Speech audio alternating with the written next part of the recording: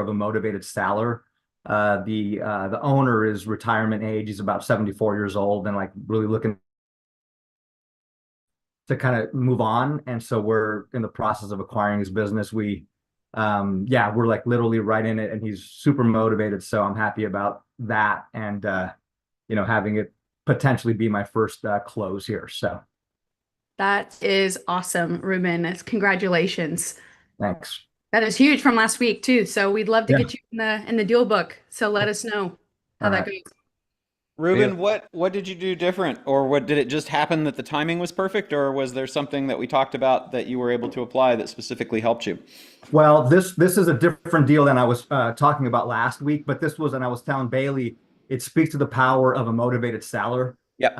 This guy that you talk about, this guy's, and we approached him about a year and a half ago, actually kind of when I came into the business. My brother works for this small business, and we approached the seller about potentially buying his business. Then he's 74 years old, retirement age, and in the recent past here, he's experienced additional kind of health issues, and it's owner operated, so he's like literally out. It's a courier business, so he literally has been out like doing deliveries out in the field, and he just can't do it anymore. And so he's kind of at a place where he's like, yeah, I'm open to selling. So this one came by really quickly, and it was easy because he's motivated. So That's great. yeah, so Awesome.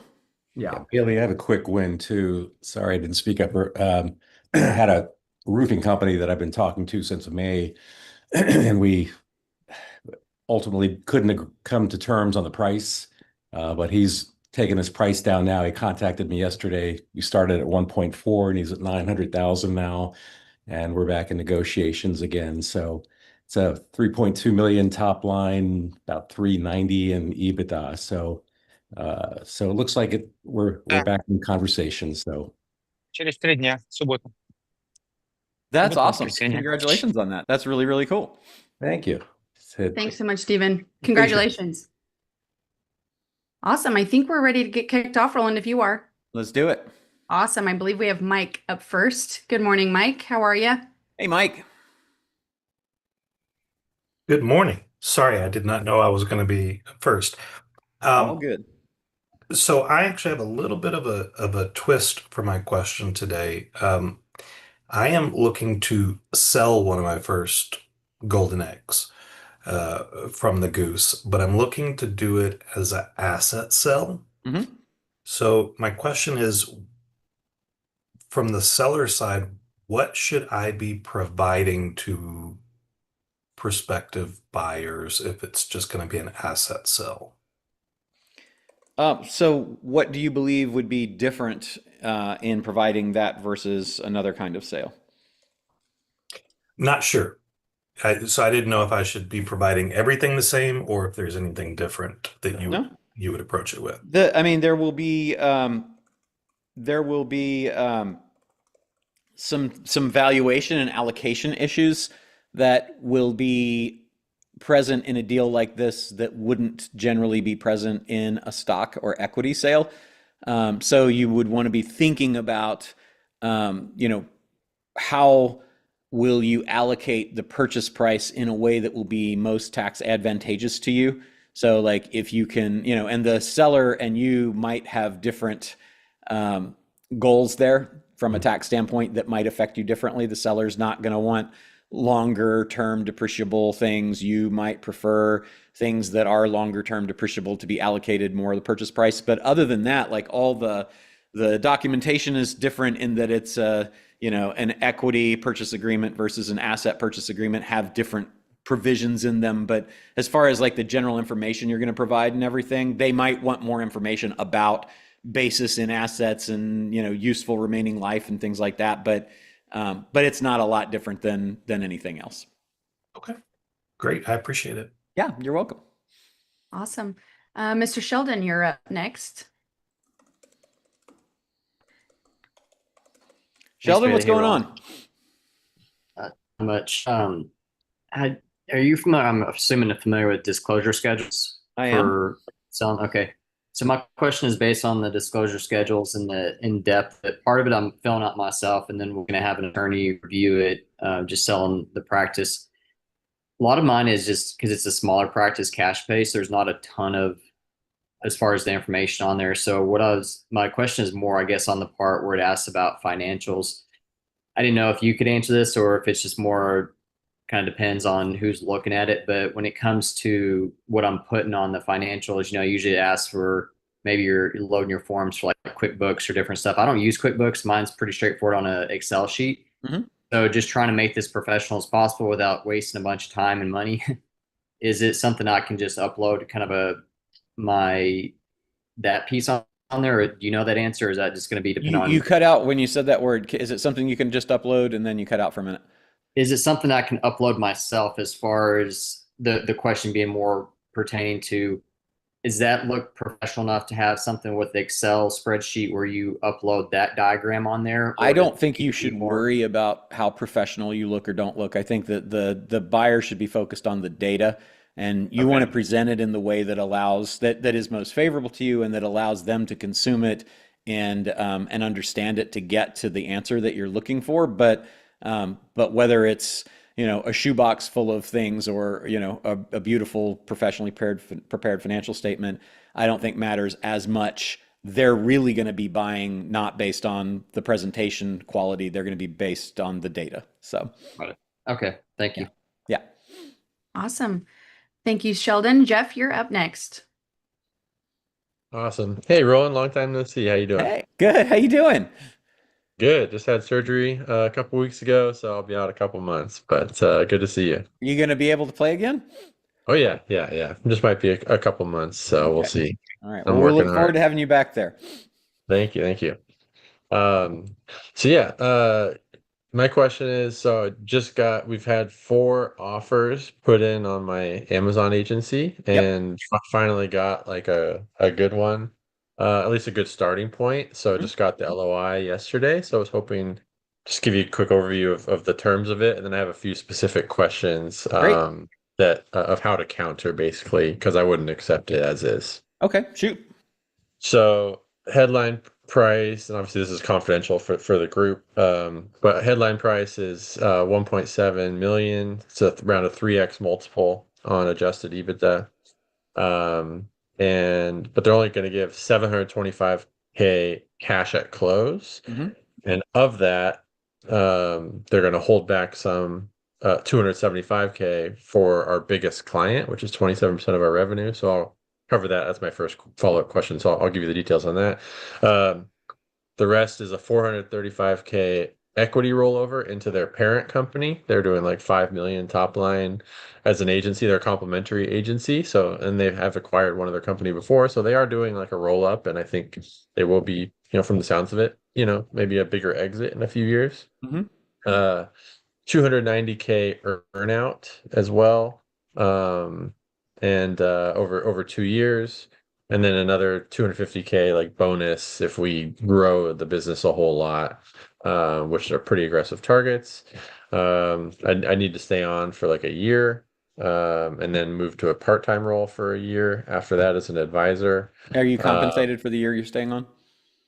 no, it didn't mention anything about compensation. Is that something? Oh, that was one question. Is that something for sure? Like, I should get like a normal salary, or I mean, it's something to talk about. You might want to yeah. have what you would have got as a salary become part of the purchase price so that it's subject to cap gains tax instead of personal income Okay. tax. But that, we can talk about that. Okay. I Okay. got the lay of the land. Okay. Because yeah, is it normal? Like, if let's say it was just a 90-day transition period, would that be typical to say like I'll do that without pay? But It, like it would anything be beyond that? it would be negotiable. If I'm negotiating for the seller, I'm going to be like, well, you need 90 days, so then you'll continue to pay the salary that I've been paid for that period of time, right? Okay. Yeah. Cool. Um, awesome. So I think those are the main things. They want my 2 key employees to sign a 2-year employment agreement, and if either of them leaves, they could claw back up to 20% of the purchase price, which seems crazy to me. Yeah, that doesn't work. They need to have the conversation and take that risk themselves. They could sign a contract, but the clawback makes no sense. The 200 and I think you said $75,000 holdback at the beginning, given that you've got a roll in into their company and other things, I would move that if you are okay with that. And which does kind of make sense that if there's a large customer dependency, that there would be something related to that. But what I would do is I would say, you got to give me the 725 or whatever it is cash, and the roll-in can be reduced by the 275 or whatever it was. My equity roll into your company can be reduced by that amount in the event that that customer goes away, or the earnout, the earnout can be terminated, something like that. I think probably like in order of preference, you just decide what you think is more valuable between equity in their company that they're offering and the earnout that you've got coming. And you could basically just say, look, if the customer leaves, then you're obviously not going to get the value that you realized you were going to get. So then you can just take that off the earnout. That would be my first choice. And then my second choice would probably be against the equity roll-in. On the equity roll-in, be sure that the valuation you're being rolled in at there is something that you're amenable with. If they've had any kind of offering or valuation for offering, not just an appraisal, but like a valuation where they sold equity to a third party on a valuation, then that's kind of the valuation that I would be looking at, as the max. And then I'd probably want something discounted off of that, because you don't want to trade apples for oranges.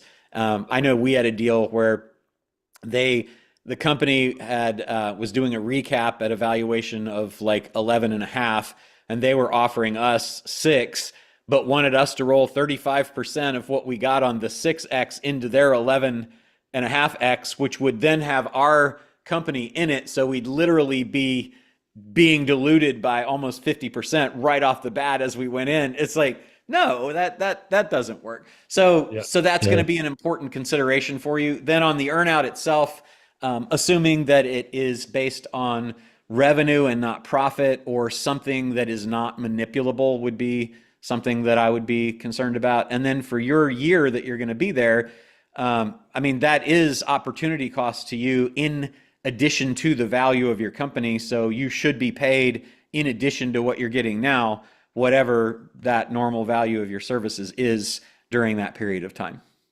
Okay, cool. And then real quick, because the biggest client, they are 27% of our revenue. They're paying us like $35K a month. Are they an equal percentage of your profit? They're a very profitable client. Probably 24K of that is profit after taking out team costs. But my question is like, so they're trying to hold back 275,000, saying if they don't renew they're under contract until March. And so they're saying if they don't renew in March, you're not going to get like any of that 275K, which would be an escrow. Yeah, that doesn't work. That should be clawed back on the roll-in. You're already giving them financing, so the cash is the cash. And how would I value that? The 275K that they're holding, they're valuing that at, seems. How do you value like the loss of that client? Is it on annual profit? If I was going to do it with financials, I'd do the. I'd pick a period of time that I would, that your average customer sticks. Let's say it's 5 years. I'd say then what's the discounted present value of the future flow of the monthly that they're paying at, whatever interest rate you want to pick, maybe 10% or 12%. And then that's going to be the present value. If they did it mathematically, that's exactly the formula you would typically use. Okay, cool.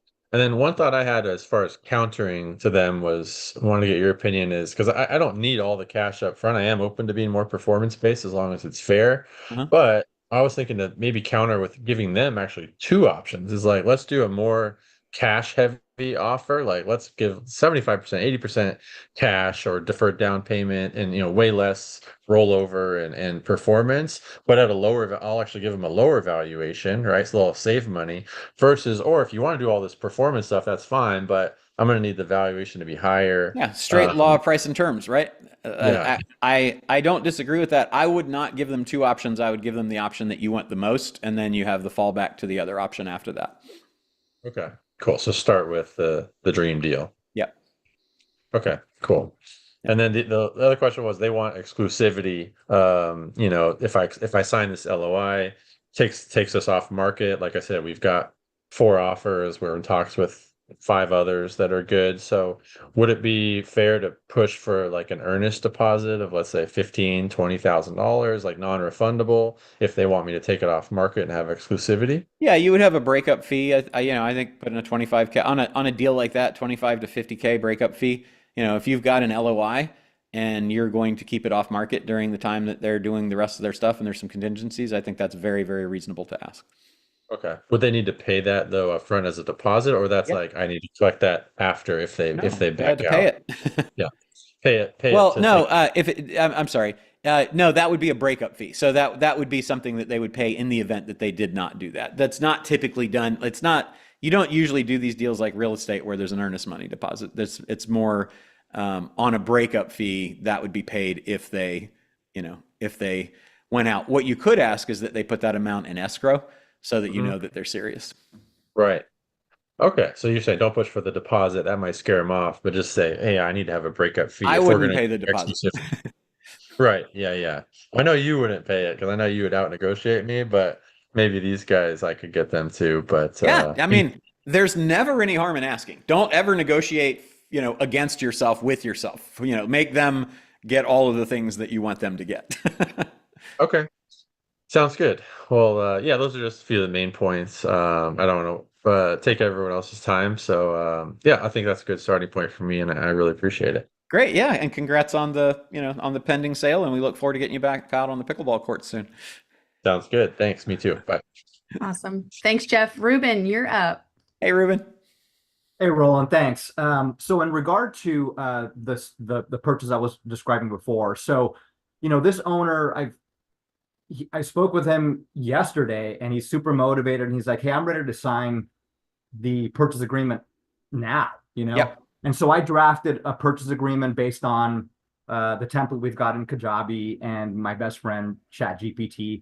I Yep. made it relatively simple, straightforward. The owner isn't a super sophisticated guy, so I made it pretty simple, but everything's in there. Yep. My question is about like the timing of like signing and closing. So in the purchase agreement, there's certain like conditions that have to happen, right? So for example, one of them, a few of the main assets, and it's an asset purchase, by the way. So some of the main assets, one thing is there's a vehicle involved in this courier business. So we're looking to take title of the vehicle that's involved in the purchase. Also, the other big assets are the 4. Give me the question, and then let me ask you if I need details. Okay, so all these conditions that have to happen aren't going to happen at let's say if we sign the purchase agreement today. Yep. Those things aren't going to happen. Those things will happen later, right? Yep. And so I'm wondering about timing. Would it be okay to sign the purchase agreement today and then have those other things happen? It wouldn't be like one event, like we're going to get all 4 contracts signed, secured, these service agreements all at once, right? So this is going to happen kind of sequentially, I guess. Yeah. And so how do you figure out the timing and like, so is there a closing event? Is there So let's say that we close the deal today, that it just closed. What are the 4 things that have to happen now? So we need to secure these 4 service contracts with 4 different organizations. Okay, so there is a contingency on the payment of the purchase price or the amount of the purchase price based on the success of those events, correct? Correct. So those are straight earnouts. So you could sign today and then allocate the percentage of or the dollar value for each of the successful accomplishment of those milestones to the earnout, right? And then you've got 4 earnout possibilities that will increase the purchase price of the deal. Or maybe if any of those things doesn't happen, you have the ability to void the deal and walk away. Okay. Yeah. So just build it that way. Okay. So it can be, we can send the purchase agreement today and then contingent on us, securing these contracts, and same thing with the title for the vehicle. And would we want to have, want to have a closing event at some point saying, okay, all of this has happened, all of these contingencies have taken place, now we like officially close, or is that even necessary? It's not necessary. You can do it typically, like if you would have an escrow, if there was money in escrow that was contingent upon being paid in the event that these things happened, that would be all you do, but like formal closings just aren't really necessary as much anymore, where everybody went to the lawyer's office and signed and all that stuff. It's like, we don't really need to do that anymore. So as long as you get clarity on the 4 events and on what happens if they do happen and if they don't happen, and how that impacts that particular part with respect to purchase price or payment terms or anything like that. And then is there some event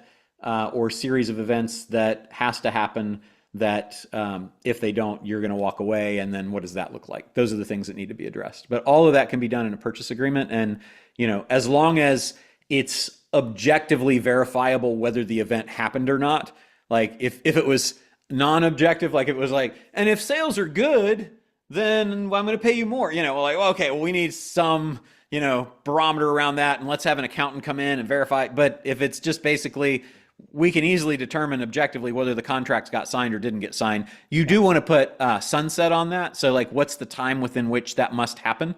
And if it doesn't, then it's considered not to happen, even if it ultimately happened later. But that's how I would deal with that. Quick follow-up on securing these service agreements or these contracts that he has. And I know that you're a lawyer and you love answering legal questions. I am a recovering attorney and provide no legal advice, really no good advice at all.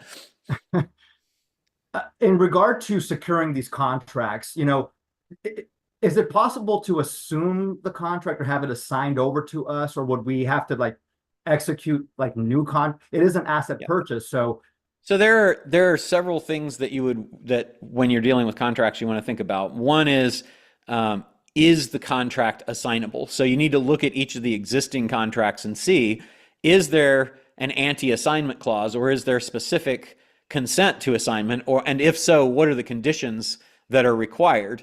And then if you would like to have the contract assigned, you can do that.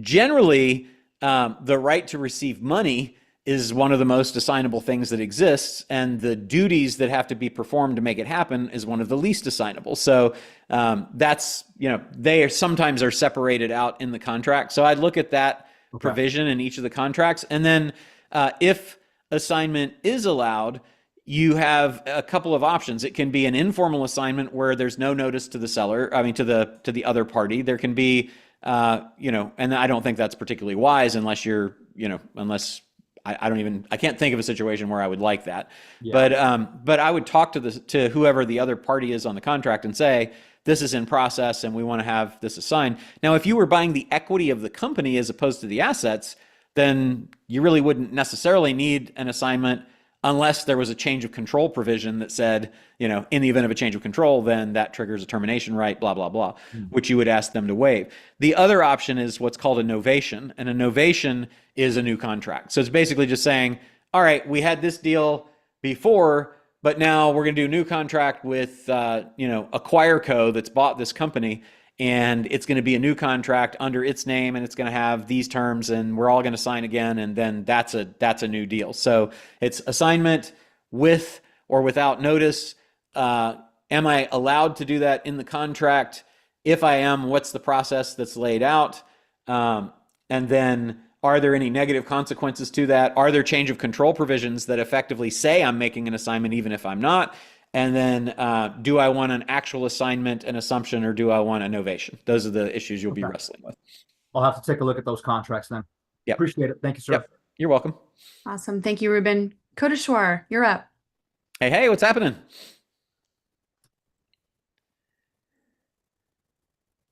Hi, Roland. How There are we you? go. Good. How are you? Good. I have a quick question. I'm looking to acquire brick and mortar business between $1 and $2 million revenue. Yeah. Go with seller financing, deferred down payment plan. My Great. question is, the seller may ask, right? Why do you need deferred down payment? Why don't you pay now? Yeah, the Often asked. answer is because, so the reason that I need deferred down payment is that I'm going to use some of the assets of the business to get you more money. And so I have to have title to the assets in order to get, like if I'm factoring accounts receivable, I need to have title to the accounts receivable to be able to do the factoring. And that's going to take, 30, 60, 90 days. So I'm looking for a 90-day DDP, deferred down payment, to allow me the time to A, have the title complete and transferred to me, and B, then with title in hand, go and secure the financing. But don't you have the cash to pay now? He may ask, right? Don't you have the cash to pay now? Let's say that's not really what I'm interested in doing. Okay, I'm not okay. Yeah. So, and what about the same question he may ask is seller financing, right? Why do you want to go seller financing? Go to bank and pay me, right? You Yeah. can go to bank. I mean, these are all addressed in the program, but Mhm. so I would spend some time, Sure. looking at that. But the answer is, number one, that doesn't sound like a motivated seller. It sounds like kind of a jerk. But let's say that I'm okay with that, and and I hear that, then I'm gonna say, so I want seller financing because I want to know that you believe enough in my ability to be successful with the business, and that there's no, skeletons in the closet or trains coming, down the tunnel at me that I don't know about. So if you have that confidence, it makes me feel good. It makes me a little nervous that you're asking me about that and then I just kind of turn the tables on them. Got it. Great. Appreciate it. Thank Yeah, you so you're much. very welcome. Awesome. Raymond, you're up. How can we help? Hey, Raymond, Hello. how can we help? First of all, to cut it short, I suggest that you come back afterwards and listen to the recording, exactly what Roland said, and the phrasing and just the timing of it. And if you just get that very, very comfortable with it, that it'll be very useful for you when you go into the negotiations afterwards. Thank you. I appreciate that. I think you're right. But it's go back over the recording and just listen, because there's magic in what Roland said there. My question is more around CFE. And my CFE is different from a lot of the people. Like you've got the 10-10-10 or the 20-20-20.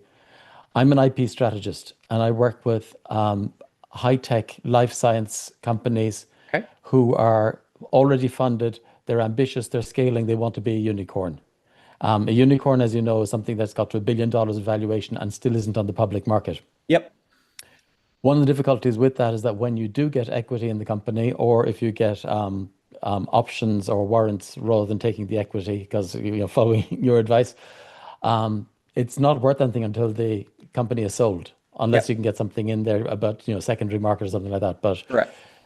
I've been very lucky with my first CFE client, where I'm getting well paid by them, and also I got a solid chunk of equity of stock options. And I'm wondering, am I spoiled with that? Because I've been trying to replicate that model and it's not replicating for me. I don't think that yes, you're spoiled with it because it's great, but usually the question is, if you can't get a deal like that, what could you do? It's a value issue, right? Because if they value what you're bringing enough, if you create that value prop in a way that is very compelling, then they're going to be highly motivated to do it. And particularly because the stock options don't cost them any actual money. So, Right.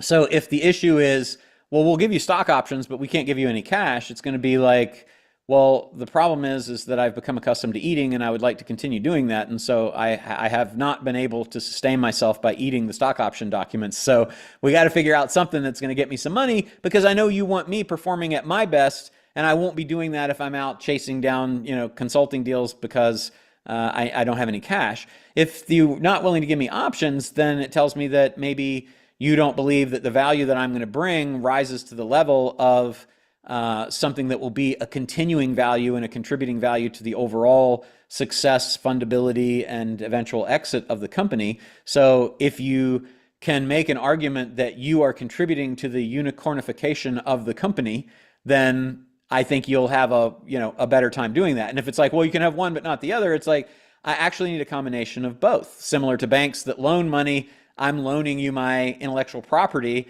and I'm getting paid for it in interest, and banks will typically take warrants as well, and the warrants are the options. So, if you need an analogy that maybe they could relate to. But I think it usually comes down to value. It's like, look, I'm giving you services that are at market, and then I'm also contributing something more that will have a lasting impact on the valuation of the company.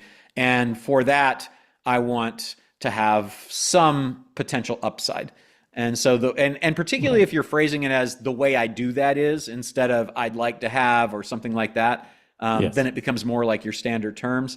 But with all of that I just kind of poured out there, does any of that resonate? And is there any particular objection that you're getting that we could work on? It does resonate, and perhaps it's also I'm trying to fine tune, what should be my avatar. Like my ideal is a company that's already been funded maybe 20, $30 million, Yep. and that they're going to the next stage of going to $300 million or even with, billion-dollar ambitions. Yeah. So that's the kind of avatar that I I've been think you thinking just about. want to be sure that that company has a stock option program, that they have, that they are accustomed to granting options. And that's the difficulty with it, is that for companies who are kind of startups, they've been going out there and they've been looking on the internet, and they're seeing that you should never give more than 1% to an advisor, Yeah. and maybe even just 0.5%.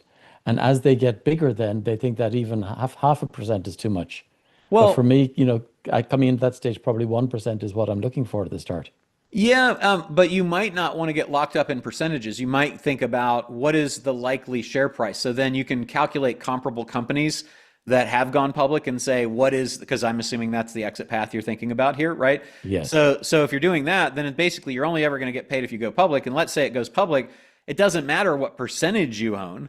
It matters what's the price per share. So if on average, Yes. a company like the one that you're thinking about dealing with in the life science area goes public, and the range is, $15 a share to, $150 a share, which would be a broad range, I would calculate my potential participation based on the lower end of the range and just say, look, I don't need a percentage of the company. I want to have $1.5 million.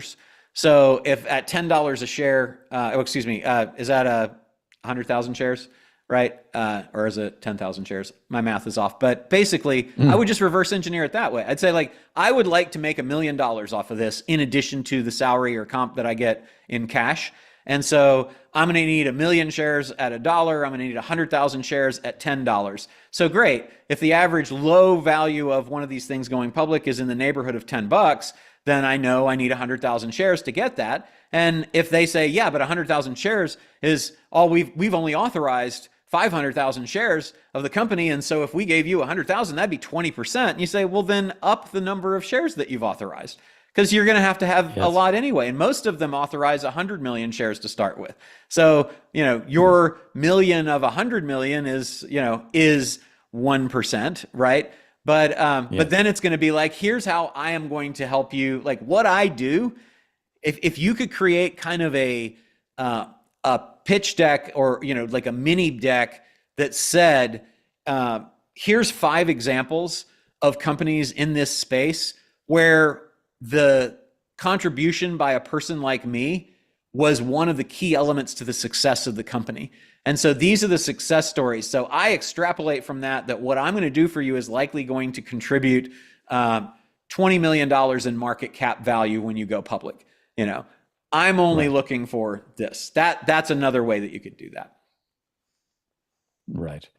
And that's probably my difficulty as well, is that my whole focus is IP due diligence. That if the company is 90% intangible, that they need to make sure that they've built the intangible value and they've cleared the IP risks to growth. So you've got also the IP risks are 90% of the risks. Okay. So then I would go and chat GPT and Claude and find myself some horror stories about IP risks where companies that raised money basically went under because they didn't have the proper IP risk evaluation. And then you're selling against disaster, which is great. Your company's never going to get to unicorn status if it's built on a foundation of sand, of poor IP. I'm going to ensure that doesn't happen. And by the way, look what happened in this company and this company and this company when they didn't have that together. And in that part, the equity that I'm looking for, like we say that I'm looking for, $1 million at the end of it. Mm-hmm. With companies that we say they've got to Series B, there's no guarantee they're going to get out to the end. There could be 1 in 4 of them. Yeah. So should I be looking for 4 million to discount it to the 1/4 chance? You could do that, or you could increase the number of companies that you're dealing with, just like a venture capital firm does, knowing that 9 out of 10 of them aren't going to make it. They're like, we've got to do 100 to get 10 that win. Yeah, but the difference there is that I'm then having to do 10 times as much work to be able to. I didn't say it was easy. I'm just saying those are the variables that you have to play with, right? Yeah. Yeah. Okay. So you might end up doing a combination of both. Maybe it's unreasonable to ask for $4 million worth of options because they don't see it, or maybe there's a way to to create some contingencies or some milestones or some things that tier you up to that, right? So that you've got, so that they can be happy with it. And like we do that in our larger deals for consulting for equity. We basically say you have a 6-month window during which you can, you're paying us along the way. But at the end of that 6 months, if you don't feel that you want to continue with it, you can just opt out. We don't have any equity. Nothing's vested. No harm, no foul. You've had 6 months to work with us for us to prove ourselves and our value. And we're fine walking away with the cash we got paid if that's the case. And you have the option of either at that time saying it's worth it or it's not. And what I don't say is, or we can renegotiate. Right. Okay. Well, thank you very much. I don't want to take everybody's time here, but thank you very much, Roland, for You're that. very welcome. Awesome. Gary, you're up. Hey, Gary. Hi, Roland. Excited to catch back up on some of the deals that I was working on. There's this on the behavioral health side. We have an option to buy this facility in California. Okay. And we're about to put in an offer. So I'm doing the CFE and helping these guys to make the acquisitions. Okay. And the real estate is worth about 5.5 million. And the arrangement is, so the owner needs to sell just because of some other like tax issues. So it's a little bit more distress on him, but the business is performing. They have an arrangement where they're supposed to get a lease payment of about 30,000 a month, and then they have a 20% profit share of the business, which is supposed to be, which the profit share should be between 30 and 60,000 on top of the 30K per month.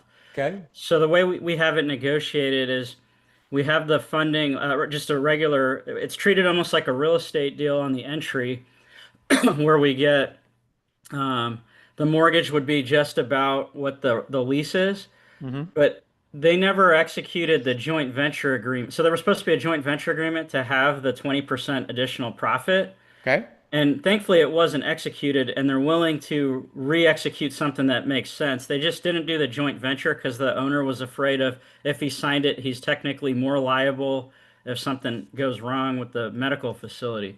Okay. But we're in a position, so I was recommending to my partner that maybe we use the profits only interest on top of the lease, or so like in addition to the lease. But I wanted to just check if that made sense so that we could get the 20% of the profit built into some type of agreement to put this all together. Yeah. Would that still create the challenge that they were trying to avoid, or would they be okay with that? Because I like it if they're okay with it. Yeah, so the only one that was not okay with it was the owner that we're buying the real estate from. So my partners that I'm doing the CFE for, they want to be in this business and buy all these behavioral health to do the roll up. Yep. So that would be, so the profits only interest, there's no reason not to use that. Is there any, it was written off of the net profit, which, there's some more risk because they could build in expenses, but the operator is not like a fly by night. Like they have several other facilities, and they were supposed to, the reason they even did this with the owner of the real estate is because they wanted to do a lease and then eventually purchase it, but they could not get their finances in order to actually purchase it. That's why we're coming in. Yeah, no, I mean, that sounds great. So, and it's not a C Corp, correct? I don't think so. Okay. Yeah. So if it's a C Corp, it'd be phantom equity. Otherwise it's profits only interest, but either, one and the same, just different applications. I like it a lot. Okay. And then as far as, so like ultimately, we're entering as a real estate play, and we have the ability to get rid of that operator and replace it with ourselves or a new one. So is there a better way to step through this to maybe work closer with that operator, or is it better to just, get in with the real estate and then find an operator that will work? Like that's the part that I'm trying to look at phase 2 while we put this in a contract for phase 1. So what's the specific question? So when we buy the real estate, right, we're not buying the operations per se, because right now there's a third party operator. Right. And so ultimately that operator is not under our control. So there's a little bit of risk unless we buy or work together more closely with that operator or replace it with like ourselves or an operator So that is the question that you're asking around how do we deal with the time difference between closing on the real estate and the operational business? it's more on what like is that what's does it make sense to just leave it in place with that operator and just keep the percentage of the profit share, or should we be trying to get control of the whole business I in think it's addition a, to the real estate? I mean, I think it's a personal preference. If that's what you're after, then, then yes, I would want to do that. And you could certainly have conversations and negotiate an agreement with the contingency of closing on the real estate that would affect your deal with the operator so that you knew you had that in place if you wanted to. Or, I mean, I would run them both at the same time. And if it's important to you to have both so that I know that I could tie one to the other, and that's easy enough to do with contracts and contingencies. Okay, and that was the sort of the later question was because it's it's not just a standard real estate purchase, there's some business that needs to be looked at. Is there like an escape clause like you were saying like that, like when we get in like a due diligence period and escape clause, whereas like normal real estate there's maybe a 30-day or less, but Yep. with this maybe it's like a 45 and what would Yeah. be an escape? It can be whatever you want it to be. Absolutely. Okay. Yeah. Okay. Yeah. And there's a few ways to look at it, right? You can have that on the front prior to closing. You can have it post closing.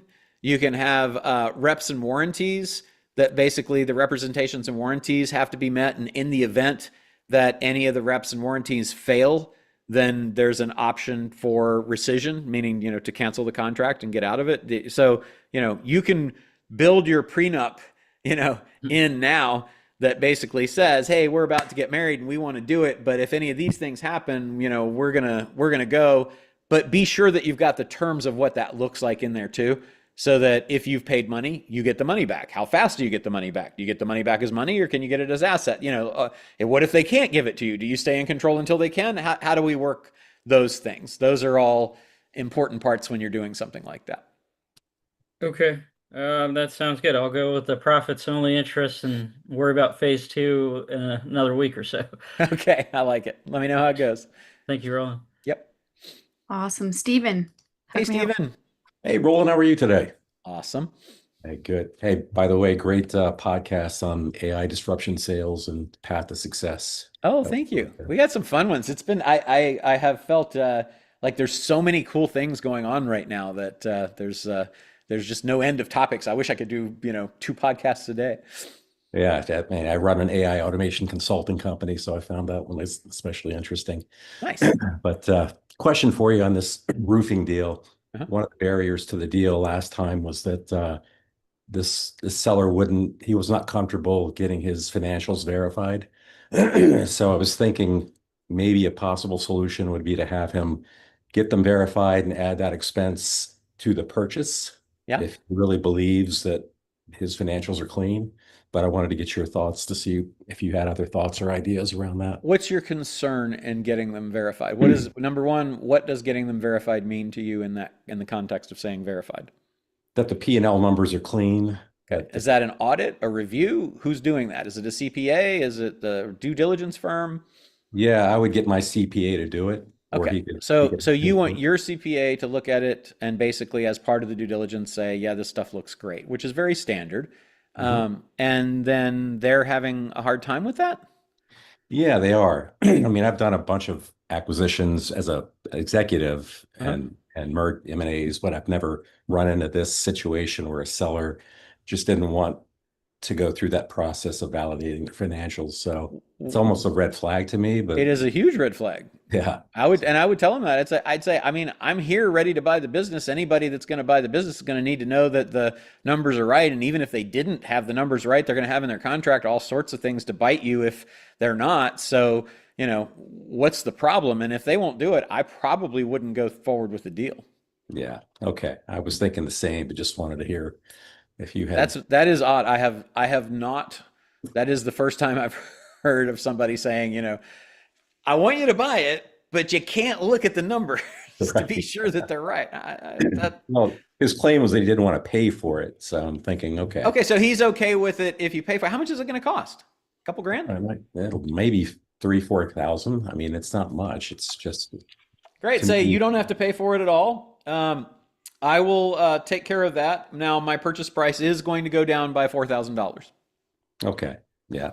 And then you can decide, is it worth an extra 4,000, because that's what you're really doing is you're saying, is it worth $4,000 to pay my guy to do it? But what I might do is say, okay, I'll have my guy do it and I'll pay for it. But if they don't check out, then you owe me double. There you go. Okay. So you show me how clean you think your financials are, something like that. Because then it's like, oh, well, no, I'm not going to. It's like, okay, yeah, no, you're just wasting my time. And I'm going to spend $4,000 and not do the deal and be out my $4,000. Show me yours. I'll show you mine. Yeah. Okay. That might be the way to deal with that. All right. Appreciate it, my friend. Yeah, my pleasure. All right. Awesome. Salman, you're up. Hey, Salman. Hi, Roland. How are you? I am great. And yourself? Nice to see you again. Thank you. Likewise. Yeah. Yesterday I had almost a 3-hour discovery meeting with the owner of one of Mexico's largest furniture retailers. Great. He insists that what he needs is money, not advices. Okay. At the same time, his vision for the business is unclear and often contradictory. Some context is before COVID, this company had 360 stores with $250 million in sales and 8% margin. And today it's down to 260 stores and with $150 million in sales, but with 13% margin. Okay. What was interesting is that, well, he keeps saying that he didn't need help. He talked for hours, paid close attention to my observation and loved my questions. It feels like he wants to be understood, but doesn't want to admit he needs support. My question is, what kind of follow-up and approach would you suggest with this type of know-it-all owner who receives advice but clearly lacks clarity? I feel like I'm just 2 millimeters away from his revealing that I could be a valuable strategic partner, but it's very difficult conversation. What do you think about it? Is it possible to chunk down? Like, is there a campaign or a thing that you could do to help improve, say, a single store or something like that, that then could be replicated and cloned throughout? Is there some proof element that you could basically say, let me show you what I can do. Let's agree that you're going to pay me this, and I'm either going to deliver 10 times that result or 5 times that in value, or I give it back, or I don't, like, is there something that you could do to kind of reverse the risk usually with somebody like that? I personally don't like dealing with people like that because I find them too difficult, and I spend too much time arguing back and forth with them, compared to just going and doing something else. But if you wanted to do the deal, and you're giving advice and he doesn't want advice and tells you that and isn't willing to pay for it, it doesn't sound like something that I would spend a lot of time with, other than perhaps from time to time following up every 90 days or so and say, hey, how's it going? Oh, it's the same. Interesting. Are you ready for some advice? If you do that for a year, after 4 of those, they're either going to tell you to stop calling them, or they might be like, yeah, I do need advice, and I've had that too. I've had things that came back 2 years later that turned into something, because they weren't ready at the time. So I do think staying in touch is good, but I wouldn't waste a lot of time with it. Yeah. He told me about many private equity came with him like 5 years ago and offered a lot of things. And he knows everything. He has the best advices. He has the best loans rates. But he's alone. This is the kind of thing that if I discover how to get into, maybe it will be a big deal for me for years. But yeah, it's tough. It's difficult. Well, The then I would look conversation at it as is an investment that you're making in the relationship and stay in touch from time to time. You could even throw some, some uh, low effort advice.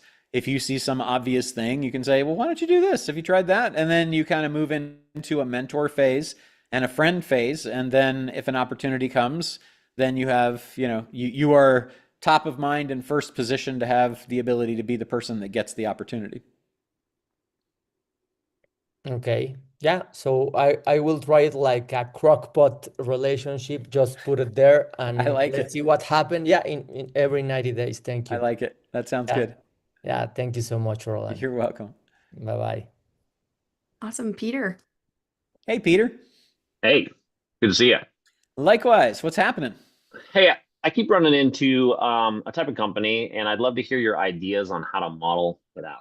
So one of the companies we have sells disability insurance, and so we keep running into our competitors who we know, right? But they only have two things of value to us. They have books of business, and then the way disability insurance works is they have a pretty incredible renewals trail. So if you don't know anything about that product, basically you're going to get paid for 10 years on a policy that you sell. The churn rate is usually less than 3%. Okay. So so we want the book of business. Most of them don't want to sell the renewal trail. Well, the two problems are their current book of business isn't really worth what they want for it. They think it's worth millions and millions, and we know based on our company what we can make it worth just from an upsells perspective. Tell me not the even difference including between upsells. the book of business and the renewal trail. How do they separate? Yeah, so the way the insurance company sees it is a book of business is essentially a fancy customer list. Okay? These are people who have bought from me and I can get them to buy again. And so we can upsell more disability insurance As really opposed to the easily. recurring revenue, which is the recurring the recurring we call them renewals, right? The Renewals. renewals are locked in to the individual that first sold the first policy.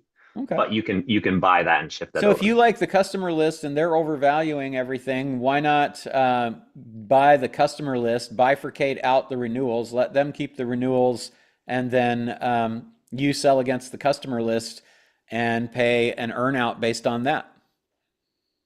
Yeah, we've had this conversation a ton of times, and they value the customer list really, really, really high. And so the other thing we're trying to do is we're trying to get them out of the business as well. And so if we buy the customer list, and then we do a split with them, essentially is what you're saying, right? You still sell a policy for $2,000, we'll give you 500, we'll do all the work. Well, I was thinking that you do have them out of the business. If you've got the customer list, you're working the customer list, and then you're paying them an earnout based on the customer list. Because then even if they want too much for it, as long as you can negotiate the right earnout, it could be worth it to you, and then they're out of the business. Yeah. So we've tried this probably with 4 or 5 different guys that we know with small world, so we know the world. So an idea that we had, and I'd love to pick your brain on it, is if we buy the renewals, we don't want to buy the renewals because we don't want the huge cash outlay. Yeah. But if we buy the renewals on a discounted cash flow model, essentially with a 15-20% discount over 10 years, we get someone else to fund that. Basically, you can guarantee an investor 8 to 12%. We manage the top of that, and then we get them to throw in the book of business, because the book of business is going to be this little bitty piece compared to the entire chunk of a 10-year discounted cash flow. So I don't know if you've seen that done or the gotchas on it, because we're making zero progress on this. Let us buy your book of business thing, and we'll do splitsies, or we've made zero progress on that. It's not even close to interesting. Yeah, and let me be clear on what I was suggesting. I was suggesting that you buy the whole thing, and that you manage the renewals and pay them the bulk of those less a service fee, and then you pick up the book of business. And if you need to equalize the amount of that money, and if you can get investors, great. But if you need to equalize, but maybe you don't need investors. Maybe they would be willing to, if you can create a valuation that comes close to what they want, and then you're just using the book of business to fill the gap, then you've got objective valuation criteria, and you're just arguing over discount rates on what the value of the continuing stream of the renewals is. Then you do have them out of the business. You haven't got investors. You've taken care of the renewal side without having to buy it, and you pick up the book of business for free, or there's some slight gap between the amount you're able to argue that the renewals are worth versus the overall business, and then the gap is an earnout on the book of business sales. So, maybe okay. So if I'm understanding you right, the problem that we're running into is that these renewals require zero work, and if we were to shut down our company over here, we would get paid for 10 years.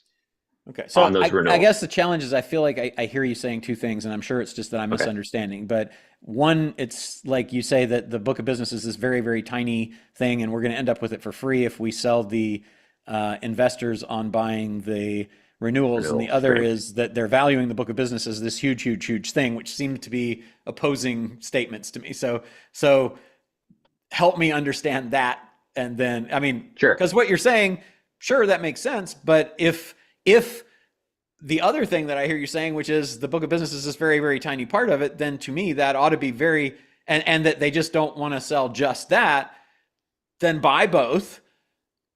Give them all. If it's low effort to service, then just give them 100% of the renewals forever, as long as they renew, and then work the book of business, and your price, your cost or your investment for acquiring the book of business is that you're just servicing the other thing, which takes little to no effort, and they get 100% of the money for that. And you don't need investors again, but you pick up the book of business to sell against. I mean, I like the idea. I think what I'm struggling with is I don't want to. Well, so the argument they always give us is why would I sell you all of this and not take all the money up front when I could just sit here and collect the money over time? I'd say go get it, because the time value of money, right? Right, right. What's your upside? Your upside to me is that in addition to all the money that you're going to get over time, you're still going to get that, but you're not going to get it if you stop working the book of business. So I'm going to work the book of business for you.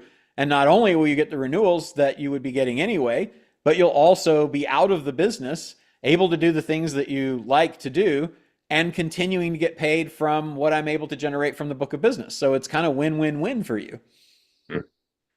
Okay. Yeah, I mean that's been our pitch, and so that's why we're trying to come up with a more creative way to do it, because we're like, we'll buy the whole thing. This is how much it's going to be, and they're like, why would I sell you that when I can just keep making the money by barely doing anything? I mean, at some point though, they're going to stop working the book of business. So it's like you shouldn't, if you want to continue to be in business. Number one, you're not a motivated seller. I don't want to talk to you anymore. Talk to me when you are. But if you actually want to get out of the business and still be able to get paid for it, here's a way to do that. So maybe it's just the people that you're talking to, because I mean, that is the offer, and it's a good offer, but it's different from, well, I could do that, or I could just keep working. Yes, you could. Yeah. Yeah. Well, and that's why I'm thinking maybe it's the insurance agent mentality is like, why would I let you work this and only get, I don't most know, of but it? I mean, insurance agencies sell all the time, and books of business sell all the time. So Yeah, they it's just, you have to have somebody that wants out. So it sounds like maybe Okay. they just don't want out yet. Yeah. Okay, cool. All right. Appreciate it. Yep. Thanks. Awesome. Deepak. Hey, Deepak. Oh, let's move Yes, to yes, yes. No, I'm here. All right. You got to be fast, man, or we'll move on. Multitasking. So, here's my question. Two questions. One is, remember, metal fabrication shop I spoke to you a couple of weeks ago. Yeah. They wanted to give 10% equity for a bridge loan, and they would pay me back over a period. And we were discussing how quickly they can pay back based on your suggestions. Yep. They just got the SBA loan approved yesterday, and they said, the bank has told them not to do any distributions for 2 years. I said, then that changes the whole deal. I need my money back. They got a line of credit, and I'm going to invest through an SPV. So what are the ways, if the bank has put everything collateral against everything that the company has, where can I get my money back? As a consultant, as an employee? How do I get my money back in a month or so? I mean, you would need to read the covenants in the agreement with the bank to know specifically what was prohibited. And then you would have to structure it as something that was not one of those things. So if you're not an owner of the business, then you're not going to be getting distributions. So that's good. No, I am You're- a 10% owner. They're giving 10% equity. Yeah, but you might not want that, because if they don't allow owner distributions or owner capital recovery, then that's something you want to structure around, and you can, because you're not yet a 10% owner, correct? Yes, yes. And what they're asking you to do is to provide them with how much capital? 150,000. How much? 150,000. 150,000, and you want to get that back. So that's 12,500 a month for a year. You want to get that back in a year, correct? Yes, yes. And then in addition to the 150, do you get other money back, or is that the profit participation you're seeking? And so the equity value is 540, and then profit participation, and any kind of IT work or AI work that my other company can benefit them and make money off. And what are they going to use the 150 for? This is to finalize the down payment of the SBA. Okay, so they're borrowing the down payment, which they're not supposed to do. Yes. I mean, I know. I see. No, but they're borrowing in the sense that I'm getting equity, so I'm No, I understand. Yeah. I mean, you'd have to look at it. You could certainly have, if it doesn't allow distributions, but it would allow a buyout, you need a legal opinion on that, then you could potentially buy in with a put option to be able to have them buy your equity out in the future at, to have you be able to force them to buy you out in the future at the 150 price, or to buy you out 12,500 a month for a year, or whatever your term was. That might fly through because it's not a distribution, it's a buyout. But then you'd have to have your profit participation come elsewhere. So what you'd probably would want to do is you'd probably want to have two agreements. One that was an investment with a put option for the 150 with a 12-year option, a 12-month option period for you. And then a separate consulting for equity, 10% profits only interest participation. And that way they wouldn't be tied to each other. So you'd effectively have a 10% profit participation and say 10% of the company for a period of time, but they're not making any distributions during that time. They're not likely to sell. And then they have to buy you out because you exercise your put and you've still got your 10% and you've got your money back. That would be a way to do it with two transactions. And since I said I don't need a board position, because they said nobody in the board can get distribution. So I said, since I'm buying through an SPV, I can do a separate employee or consulting agreement. Yes. And you pay me directly. Yep. Right. Okay. Anyway, I can, if I mean, the other, because they're giving you money. I mean, the other thing that you could do would just be basically you could pay them 150,000 to enter into the contract with you, which had a monthly payment of 12.5. But the problem is then you're getting back income that's subject to taxes instead of a return of capital. So I'd have to play with it a little bit, but I mean, see what's possible within the covenants of the contract, I think, and then let's talk about it. Okay, I will set up a time. The second question I had is, this is really exciting. So this is the Indian startup, and they make food robot. So they make delicious Indian food. So I just bought one, and it's just made life so much fun. You just put the ingredient tray. It has the oil and water, and Nice. sautes and you don't have to clean a lot of dishes. That's cool.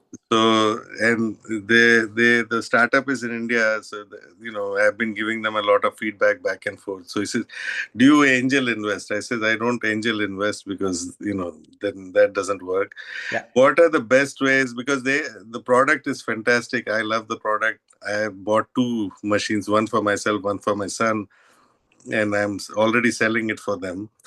So how would you, and I know this will take off. This will definitely take off among 5 million Indians in US and all over the world, because dual income families, Indian food is a lot of spices and a lot of dishwashing. Yeah.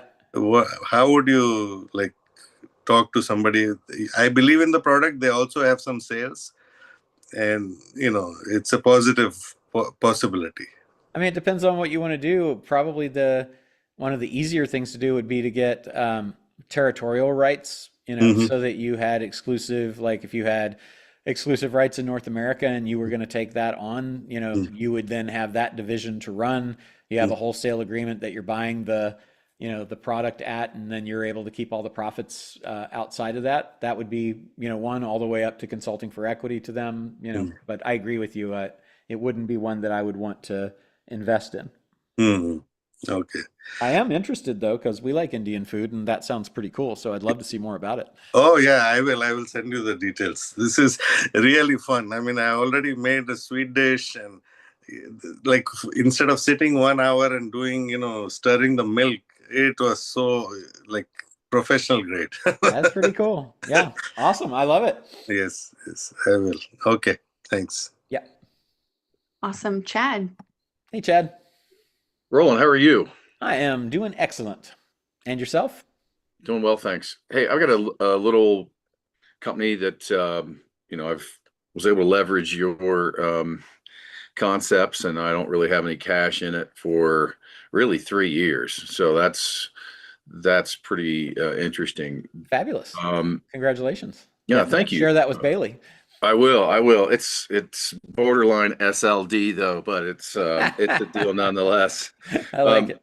Yeah. So with that said, LOI's done, all that stuff. I'm getting ready to get it done. The guy came to me the other day and said, "Hey, there's a bigger competitor that wants to buy him out." I said, "Well, let's just, we agreed we're going to get the deal done. So there's one option. I could sell it quickly and, take whatever I could from that. I need to evaluate what those numbers are, but that's one option. Let's say, I can double, I can make some decent money doing that. There's another option where I have an investor that wants to do a roll up. So I could flip it around and go to that guy and say, why don't we buy you?" Yeah. And I know another competitor in another area. So quickly we could really own a lot of the market share in the entire region in central Colorado for it. So nice. Other than, I know that I just need to sit down and do some of the math and figure out what I really want to do that way. Any recommendations or anything I should think about in your experience doing that? Probably Bailey, could you get him the breakdown that we did? I know we did it in London, but I think we did it in a couple of the ENLs as well, of the 9, it's either 9 or 11 steps on the roll-up process where I went through detail on how to do it. Absolutely. That would be great. I think that'd be really helpful to you, Chad. Okay. Yeah, because it's about, I think it's about a 45-minute presentation, but it's all the steps of exactly how we do it. Okay. Wonderful. Well, I appreciate it. Great to see you again. And I'll have a look at that. And just the last related to that, LOI's done. We spent way too much time on that. Anything I should do to prepare my attorney for it, to make it, it should be just a plug and play, but anything I should do to prepare for that? I think it's really good. It's a great question for everybody that's here to know how to talk to the attorney. So if you've got a template or a term sheet, that already is done, then you're giving it to them and saying, I'm good with the deal points. They're already negotiated and agreed on. All I need is to see, is there anything in here that seems out of the ordinary or that troubles you from a legal standpoint, not a deal standpoint, but a legal standpoint.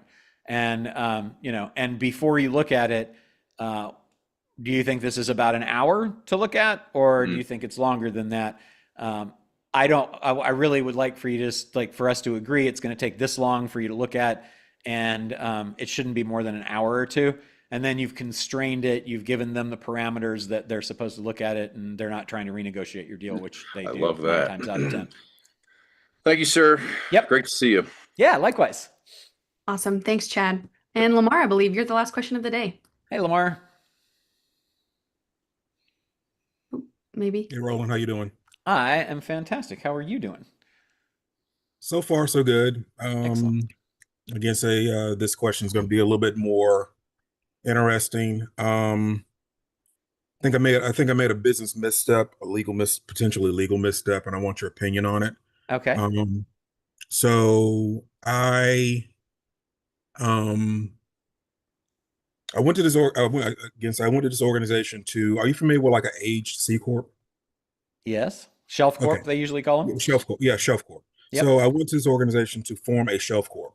Yeah. And you mean to buy one because it already exists, or did you want to yeah, form one? I'm sorry, wrong language. Yep. I went to purchase a shelf corp. Okay. That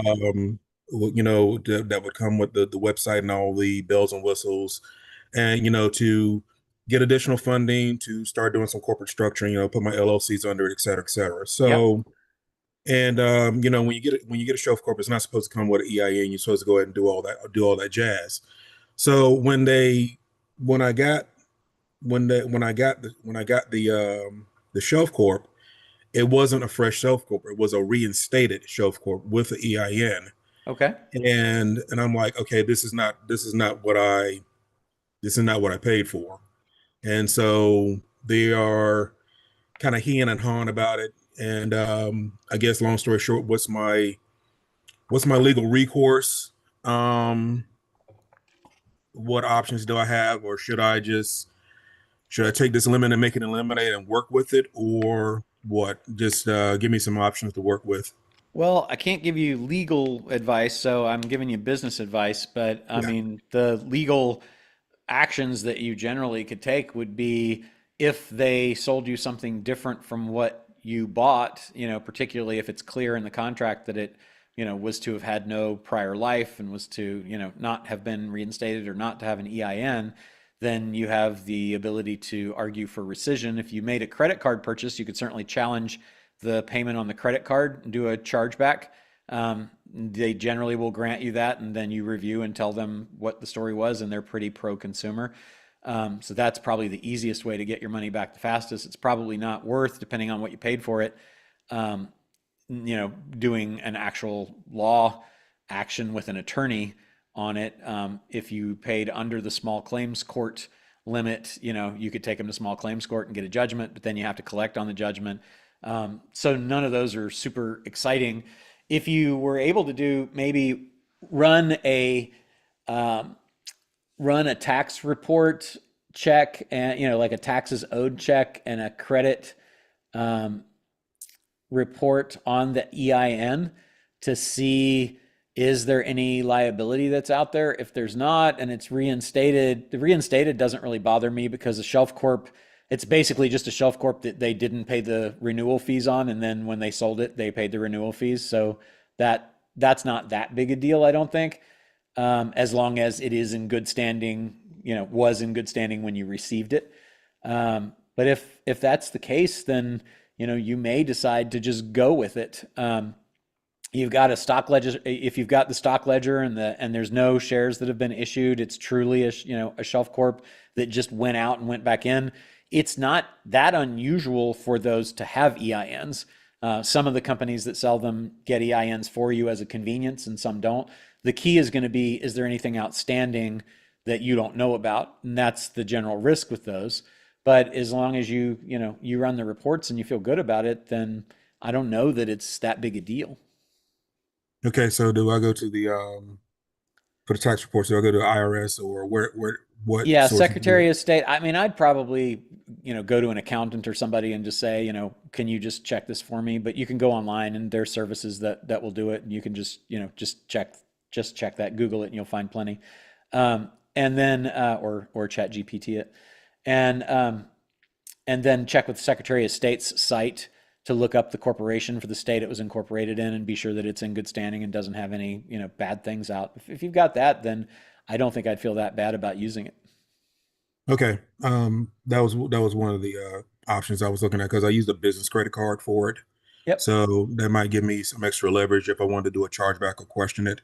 Yeah. If you're unhappy with it, I'd just tell them, I'd say, look, I'm going to charge it back. You didn't give me what I paid for. So you can either do it voluntarily, or I'm going to charge it back and it's going to ding your credit. If you want to just kind of be the safest, that's probably what I would do. And then just get another one. You could also say, or give me another one that wasn't reinstated. All right. Because usually the people that sell those, if it was a broker, they usually have, several of them. Yeah, absolutely. Okay. That's all I can think of right now on the top of my head. Okay. Does Prime Corporate Services offer that service or no? To sell aged corporations? Yes. That's a good question. I don't know. But it would definitely be worth asking. Bailey, will you see if you can find out and let him know? Absolutely will do. Okay, great. Awesome. Thank you so much. Yeah, you're welcome. Awesome. I think that brings us to the end today. Roland, thank you. Fantastic. Well, thank you guys all. Love the questions. Keep them coming, and we'll look forward to seeing you next week. Awesome. Thanks, everybody. Thanks, Bailey. Of course. Thank you.